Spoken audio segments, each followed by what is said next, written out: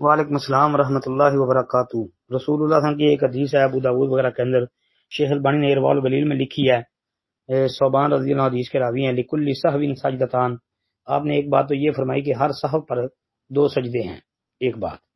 دوسری بات یہ ہے کہ اگر کسی بندے کی کوئی رکعت چھوٹ جاتی ہے، یعنی 4 رکعتوں کی نماز ہے، 3 پڑھ کے سلام پھیر دیتا ہے، پھر وہ بندہ جو ہے اپنی وہ رکعت بھی لٹائے گا، اور رکعت لٹا کے آخر میں سلام پھیرنے سے پہلے 2 سہو کے سجدے کر لے۔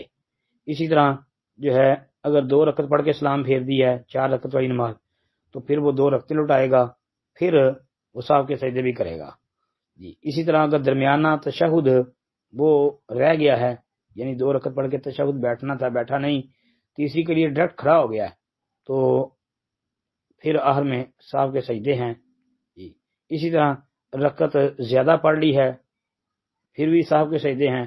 اگر رکعت کم یا زیادہ پڑھنے میں شک ہو گیا ہے تو کم پر بنیاد رکھ لے، تو پھر وہ پوری کر لے۔ مثلا کہ پتہ نہیں 3 پڑھی ہیں کہ 4 پڑھی ہیں، تو 3 پر یقین رکھ لے، یعنی 3 تو یقینی ہے نا، تو چوتھی رکعت پڑھ کے آخر میں سہو کے 2 سجدے کر لے جی۔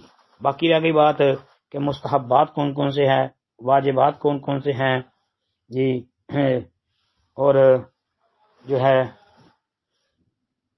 اسی طرح موقدہ غیر موقدہ، یہ اصطلاحات اہل علم کی ہیں، نبی علیہ الصلوۃ والسلام کی اصطلاح نہیں ہے جی۔ السلام علیکم ورحمۃ اللہ۔